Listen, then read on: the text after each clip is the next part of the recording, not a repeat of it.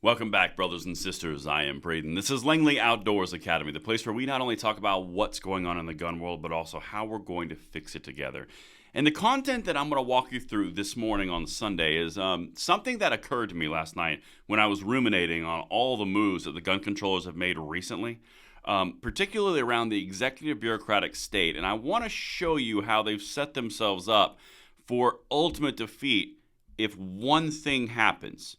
Now, this is really key. I'm going to walk you through a few of the things that we're talking about that kind of showcase this monster, but I'm also going to show you the Achilles heel, which they don't want you to know about. Everything will be linked into the description box below. Please let me know what you guys think in the comments field, and of course, make sure you hit that like button, subscribe to the channel, and turn the notification bell on.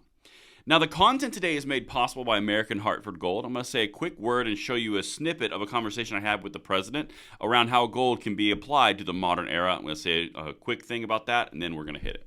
Is it still pertinent today? Because a lot of the tendency of people is to go, well, that's an older thing. We have modern ways to make money and invest. So what's the pitch to keep gold still relevant in a modern society? Sure. Great question. And when you look at the money that we're printing and the rate that we're printing it right now, it's really just a hedge against fiat currency. It's a hedge against the dollar. Government spending's been a runaway freight train lately, and you probably notice when you go out to buy things right now, your dollar's just been kind of whittled down to nothing, and the dollar doesn't go as far as it used to. And so it's just a hedge against currency. You see central banks buying it up left and right. They're buying it at the fastest rate in 50 years right now, do as the central banks are doing. But it's just a hedge, just an insurance policy that people use against what's going on with the devaluing of these currencies. All right, beautiful people. Listen, I was not happy yesterday. As you could probably tell by both my videos, if you saw them, I was pretty livid about the idea that they would create a national red flag office through the DOJ without authorization of Congress. Now, I've been upset about a lot of things recently, but I started going back in time and started thinking about it a lot more, right?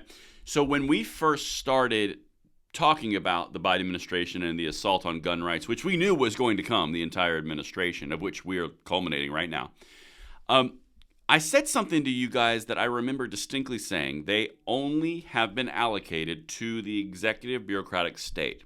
And what I meant by that at the time was they didn't have the votes or the impetus to really get all the gun control that they wanted and they desired.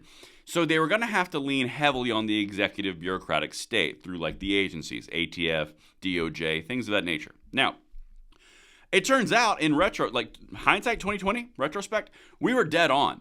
A majority of the things that they've wanted to do have not transpired through Congress because they didn't have it, and not from them not trying, they just didn't have it, right?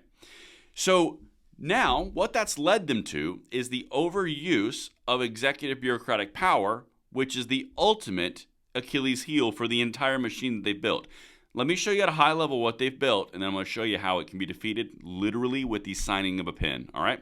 So the first thing that they brought forward was all of the different ATF rules that came out, right? You had the pistol braces, you had the frames and receivers, you had redefining what a gun seller was. All these things where they're turning and twisting definitions to get what they wanted. They ended up in court, and they're honestly getting smoked in court in a lot of cases, okay?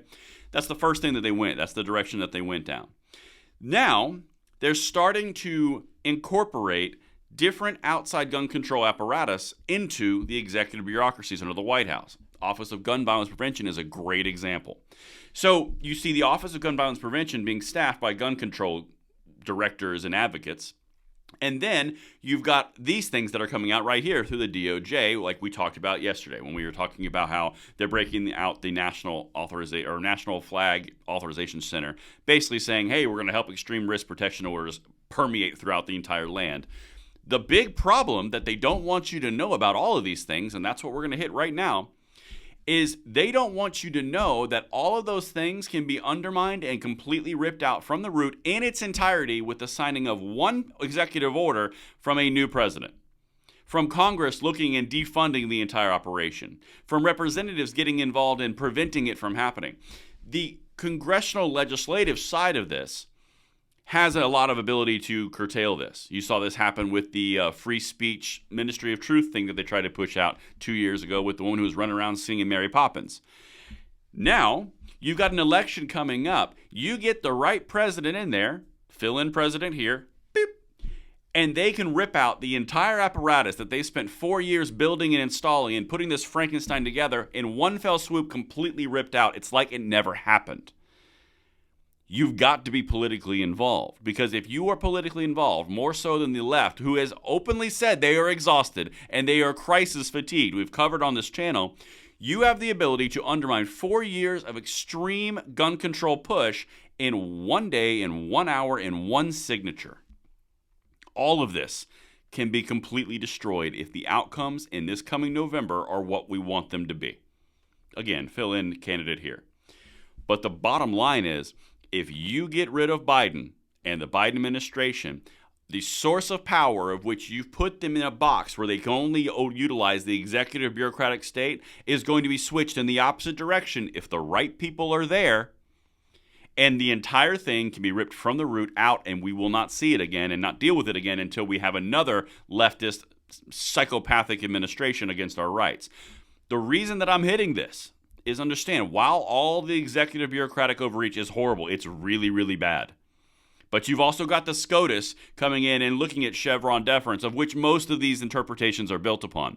We're going to find out what they're going to say about that probably this June. Guys, there's a lot of things that are happening that I do not like, but there's also a lot of things happening that are aiming at curtailing that exact same methodology of which they are stealing rights and basically abusing rights of the citizenry. You get the right person in, they can take a headshot and this thing's gone, like the zombie guns that they think exist. It's this close, but the time of which we are at most against the wall is the time of which we are going to bring their house of cards down to the ground, because we are not done. We are going to activate, and that is what I've got for you guys. Let me know what you think in the comments below, and I will see you on the next one. I'm Braden. See you later.